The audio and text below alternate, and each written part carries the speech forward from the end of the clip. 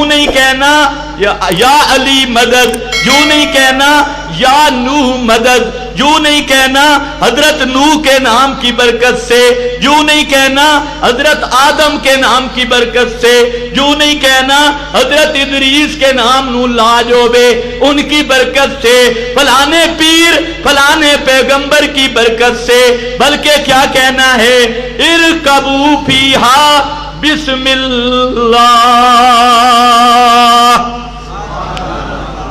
अल्लाह का नाम लेकर बैठना है, क्योंकि कश्तियां चलाने वाला रब है। बिस्मिल्लाह मजरेहा व मुरसाहा इन्ना रब्बी लगफूरुर रहीम, बेशक रब मेरा बड़ा माफ करने वाला बड़ा रहम करने वाला है। फरमाया वो कश्ती चल रही थी, अब जरा सुनना, वो कश्ती चल रही थी और कैसे चल रही थी, पानी की मौजों पर, हे या तजरी बिहिम फी मौजिन कल जिबाल, वो पहाड़ों की तरह मौजें थी, उनके ऊपर वो कश्ती चल रही है। मुवाहिदीन तौहीद वाले उस कश्ती में बैठे हैं और मुशरिकों को टुबियां मिल रही हैं। मुशरिकों का कचुमा वो कश्ती में बैठ के देख रही है। ओ पंज तनियां दा हाल, पंज तन बुजुर्ग, पंजा तन्ना दे पुजारियां दा हाल वो देख रही है। अब जरा ख्याल करना, कुरान ने और मोड़ दिया। जब वो कश्ती सामने से गुजरी, हजरत नूह की नजर पड़ गई अपने बेटे पर। वाह कुरान तुझ पे कुर्बान, वाह मेरा अल्लाह, कैसा मसला समझाया। पैगंबर की नजर पड़ी अपने बेटे पर, और जब देखा बेटे को पैगंबर देख रहा है, मेरे भाइयों ये 950 साल अल्लाह की तौहीद में मारे खाने वाला पैगंबर नूह पैगंबर, वो अपने बेटे को देख रहा है। और जब देखा तो हजरत नूह ने निदा दी, व नादा नूह निबना, हजरत नूह ने आवाज दी अपने बेटे को, बकाना फी माजिलिन या बुनैया इरकम माना, बेटा एक किनारे पे जा रहा था, पैगंबर कश्ती में था। हजरत नूह ने कहा, ए मेरा पुत्रा, ए मेरा बेटा, इरकम माना, आज मसला मानकर मेरे साथ सवार हो जा। इरकम माना वला तकुम मअल काफिरीन, काफरा नाल जोड़ छोड़ दे। ला तकुम मअल काफिरीन, काफरों का साथ छोड़ दे, मेरे साथ हो जा। कश्ती आज तक तौहीदियां दी धड़ चकर, अब तो अजाब आ गया, अब तो तौहीद वालों के साथ मिल जा, काफरों के साथ ना हो।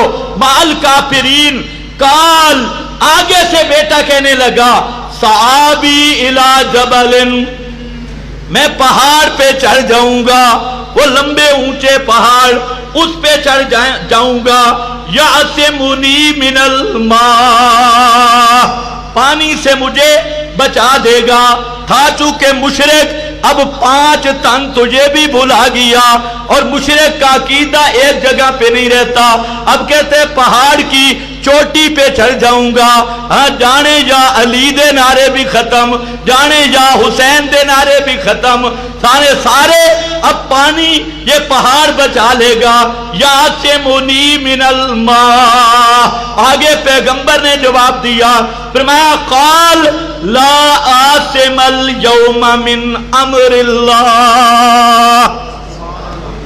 ये होता है ला इलाहा इल्लल्लाह, ला आसिमल यौमा मिन अमरिल्लाह, आज अल्लाह की पकड़ और अल्लाह की मार से कोई बचाने वाला नहीं है। ना 5 तन पाक बचा सकते हैं, ना कोई पीर बचा सकता है। ला आसिमल यौमा मिन अमरिल्लाह इल्ला मर रहिम, आज वो बचेगा जिस पे मेरा रब रहमत करेगा। अब ये मुकालमा हो रहा है, एक तरफ पैगंबर ज़ादा है, एक तरफ कौन है, जो मुशरिकों का साथी है। اور ایک طرف اللہ کا پیغمبر ہے جو توحید کا دائی ہے، 950 سال مارے کھانے والا ہے۔ تم تو کہتے ہیں انہوں نے محنتیں کی، اس سے بڑی محنت کیا ہوگی؟ 950 سال مسئلہ بیان کرنے والا۔ اب ذرا پتہ چلتا ہے کہ قرآن نظریے کی حفاظت کا سبق دیتا ہے یا صاحبزادگی کی پوجا کرواتا ہے نا مسئلہ سمجھنے والا؟ اب قرآن نظریے کی حفاظت کا درس دے رہا ہے یا نسبت کی پوجا کروا رہا ہے؟ اب ذرا خیال کرنا، پیغمبر کے سامنے یہ مکالمہ ہو رہا ہے، زندہ پیغمبر ہے لیکن اپنے بیٹے کی دل والی دنیا پہ اختیار نہیں ہے۔ اپنے بیٹے کو بھی مسلمان کر سکتا نہیں ہے۔ سبحان اللہ۔ آئی بات،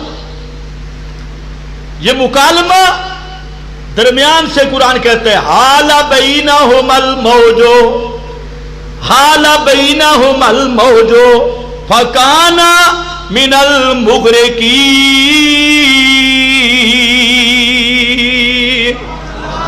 کان من المغرقین،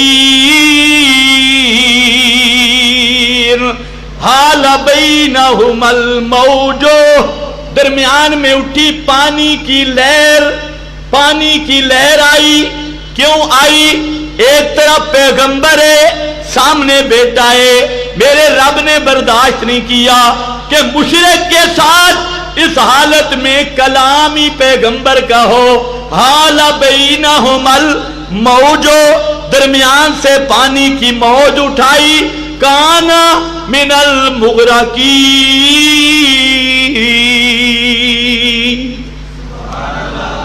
موج کے اہلے میں، موج کی آڑ میں پیغمبر کے بیٹے کو دبو ڈالا، غرق کر دیا، کان من المغرقین۔ اور یہ پانی کی موج کیوں کھڑی کی کہ نوح پیغمبر اس موج درمیان میں آ جائے، نوح پیغمبر کی نظریں موج سے پار نہ جائیں۔ اللہ جانے تم سمجھے بھی ہو کہ نہیں؟ پانی کی لہروں میں لہریں آ جائیں تو اسباب، پانی کی لہروں سے کوئی دیکھ سکتا؟ پانی کی لہروں سے کوئی دیکھ سکتا؟ دیکھنے والا کون ہے؟ پانی کی لہروں سے دیکھنے والا کون ہے؟ حال بینہم الموج، پانی کی موج اٹھائی تاکہ زندہ پیغمبر کی نظریں بھی موج کے پار نہ ہو سکے۔ رب نے مسئلہ سمجھا دیا، پانی کی موجوں میں سے زندہ پیغمبر بھی نہیں دیکھ سکتا، تو تے آدھے مردہ 8 گز مٹی وچوں ویکھدا تے پھر آکھدے میں ہاں پکا مسلمان۔ ایمان سے بتاؤ، جو 8 گز مٹی سے مردے کے دیکھنے کا کہہ لے جو مسلمان ہے؟ سبحان اللہ۔ زندہ پیغمبر ہے، حضرت سعد دروازے کے اندر سے بیٹھے، شرح السنہ ابو داؤد، حضرت سعد ایک دروازے کا پردہ ہے، یہاں تو پانی کی موج ہے نا، وہاں دروازے کا پردہ ہے، اور حضرت امام الانبیاء، حضرت صدیق اکبر، حضرت فاروق اعظم تینوں موجود ہیں، افضل الانبیاء، افضل الاولیاء، یہ سب موجود ہیں۔ حضرت سعد نے 3 مرتبہ دروازے کے پیچھے بیٹھ کر آہستہ سلام کا جواب بھی دیا، لیکن زندہ پیغمبر کو دروازے کے پار کا پتہ نہیں ہے، تو مردوں کی بات کرتا ہے۔ حضرت زینب دروازے پہ ہے، حضرت بلال کو کہتی ہے مسئلہ تو پوچھوا دو، مسئلہ تو پوچھوا دو، لیکن ساتھ کہتی ہیں لا تخبرہو، مسئلہ پوچھنا ہے پر پیغمبر کو میرے متعلق بتلانا نہیں ہے۔ پیغمبر کریم کمرے میں ہیں، حجرہ میں ہیں، دروازے پہ حضرت بلال ہے، اور حضرت زینب کا عقیدہ سن، زینب دروازے پہ کھڑی ہو کے کہہ رہی ہے کہ میرا مسئلہ تو پوچھ، لیکن یہ نہیں بتلانا کہ کون آئی ہے دروازے پر۔ حضرت زینب نے بھی یہی مسئلہ سمجھایا کہ زندہ پیغمبر کو بھی دروازے کے پار کا پتہ، زندہ پیغمبر کو بھی دروازے کے پار کا پتہ کوئی نہیں۔ حضرت بلال نے مسئلہ پوچھا، نبی کریم صلی اللہ علیہ وسلم نے فرمایا یہ مسئلہ کس نے پوچھا ہے؟ حضرت بلال پھنس گئے۔ جب آپ نے پوچھا یہ کس نے سوال کیا تو حضرت بلال کہتے ہیں حضرت جی حضرت زینب نے سوال کیا ہے۔ اب زینب، مدینے میں بہت ساری زینب نام کی عورتیں ہیں، یہ کس زینب نے سوال کیا ہے؟ زندہ پیغمبر ہے لیکن دروازے کے باہر کا پتہ، ادھر زندہ نو پیغمبر ہے، پانی کی موج کے اندر کا پتہ، حال بینہم الموج، پانی کی موج آئی درمیان میں حائل ہو گئی، فکان من المغرقین، پیغمبر کا بیٹا غرق ہو گیا، غرق۔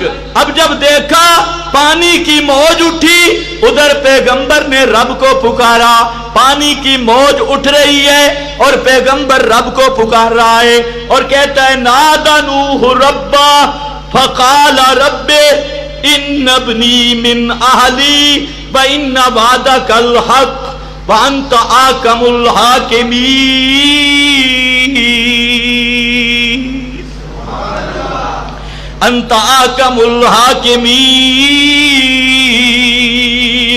پیغمبر کہتا ہے اے میرا ربا ان ابنی من اہلی، یہ بیٹا تو میرا اہل، میرا اپنا بیٹا تھا، میرا نطفہ تھا، میرے خون سے پیدا ہوا، یہ تو میرا سگا بیٹا ہے، اور تیرا وعدہ تھا اہل کو بچانا، اور تو ان وعدک الحق، تیرا وعدہ بھی حق ہے، وانت احکم الحاکمین، اور تو سب فیصلوں سے بڑا فیصل ہے، سب حاکموں کے اوپر حاکم ہے، احکم الحاکمین۔ اللہ گل نہیں سمجھ آئی، بات نہیں سمجھ آئی، یہ میرا اللہ میرا بیٹا ہے، ذرا خیال کرنا، ان ابنی من اہلی، تو 12 سال کے بیٹے کی خبریں سناتا ہے نا، یہ زندہ پیغمبر ہے اور اپنے بیٹے کو بھی بچا نہیں سکا، رب کے سامنے روتا ہے ان ابنی من اہلی۔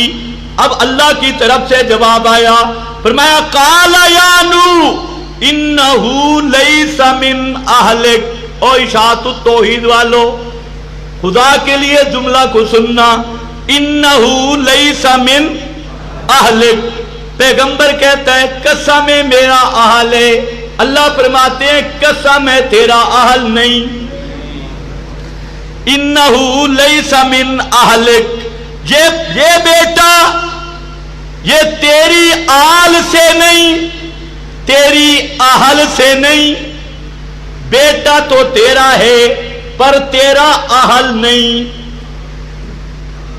بات تو میں نے کر دی ہے، پتہ نہیں آپ کو سمجھ نہیں ہے، بیٹا تو تیرا ہے کیونکہ پیغمبر کے بارے میں قانون ہے ما زنت امرات نبی قطو، کسی پیغمبر کی بیوی زناکار نہیں ہوتی، یہ پیغمبر کا ضابطہ ہے کہ پیغمبر جو بھی ہوتا ہے اس کی بیوی، پہلے نبیوں کی بیویاں مشرک ہو سکتی تھی لیکن بدکار وہ بھی نہیں ہو سکتی تھی، اور امام الانبیاء کے بارے میں تو ضابطہ ہے الطیبات للطیبین، یا تو قانون ہی اور ہے، تو پہلے انبیاء میں یہ قانون رہا تھا کیونکہ لا تنکحوا المشرکات، یہ میرے نبی کے دین اور مذہب کا ضابطہ ہے، تو پیغمبر کی بیوی وہ جو زنا والی خیانت نہیں کر سکتی، توجہ ہے نا، یہ ذرا خیال کر رہا ہے تو پیغمبر زیادہ،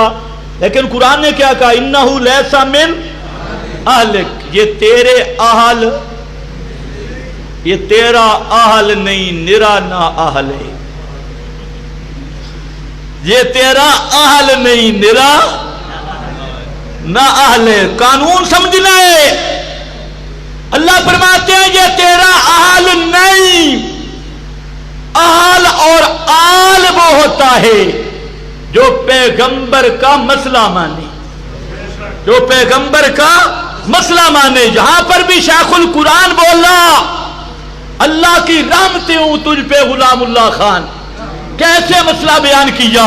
حضرت شیخ القرآن نے کہا اے سیدہ کا کنڈا بھی نکل گیا، سیدوں کا کنڈا بھی نکل گیا۔ آج یہ پوجا ہوتی ہے گدیوں کی، آج جیسے اور شرک ہے اسی طرح یہ بھی شرک ہے، گدی پرستی یہ بھی شرک ہے، صاحبزادہ گان پرستی یہ بھی شرک ہے، شخصیت پرستی، نہ آل نکھڈو کسے کھاتے کا نہیں، اور جی فلانے پیر کا بیٹا ہے، فلانا سجادہ نشین کہ انہوں نے کیا کہ یہ جڑا یہ مادری پیر ہے، مادری پیر، پتہ نہیں یہ مادری پیر یا مادی پیر، مادری پیر ہے، یہ کہ مادر زاد ولی ہے، مادر زاد پیر ہے، ہوگا نرا باندر کا باندر، ہوگا نرا خلف من بعدہم خلفن، وہی نالیک جانشین، اور ہوگا الف کو کلی سمجھنے والا، ہوگا ساری زندگی کوش کوش کرنے والا، اور توحید و سنت کا پہرا وہ دے سکتا ہے جس کا خاندان بھی اعلیٰ ہو، نسب بھی پاک ہو۔ ناراض نہ ہونا، ہرقل نے پوچھا تھا نا ابو سفیان سے، اس وقت تک ابو سفیان مسلمان نہیں ہوئے تھے، ہرقل نے سوال کیا تھا کہ جس آدمی نے یہ مسئلہ شروع کیا ہے توحید والا، اس کا نسب کیسا ہے؟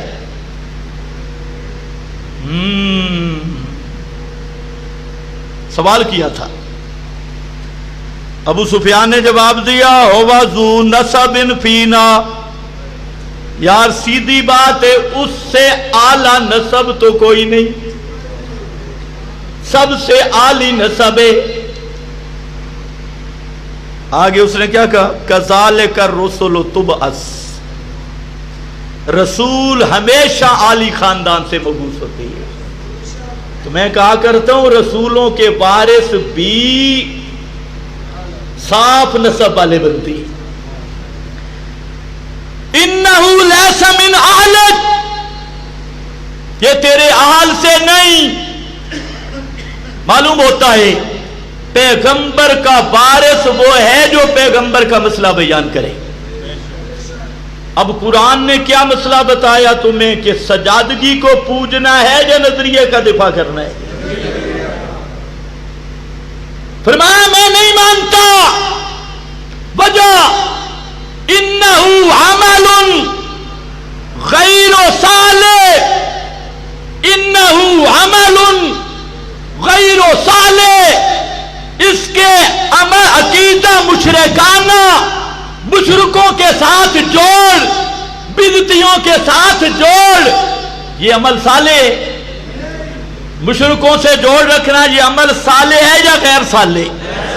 اہل بدعت سے جوڑ رکھنا عمل صالح ہے یا غیر صالح؟ مسئلہ توحید سے غداری کرنا عمل صالح ہے یا غیر صالح؟ پھر انہو عمل غیر صالح، اس کے عمل اچھے نہیں، اس کے عمل میری توحید سے ٹکراتے ہیں، اس کا عقیدہ میری توحید سے ٹکراتا ہے۔ تو آج پیروں کے بیٹوں کی بات کرتا ہے، تو آج مولویوں کے بیٹوں کی بات کرتا ہے، تو آج یہ عظمت صدیق کو بھونکنے والے ان چولوں کی بات کرتا ہے، تو آج اصحاب رسول پر تبرہ کرنے والے ان کنگلوں کی بات کرتا ہے اور کہتا ہے فلانا سید ہے، فلانے کا باپ اللہ، فلانے کا نسب اللہ، فلانے کا فلانا اللہ۔ اور قرآن کہتا ہے اگر توحید کا غدار ہے تو نوح پیغمبر کا اہل بھی اہل نہیں بن سکتا۔ وآخر دعوانا ان الحمدللہ۔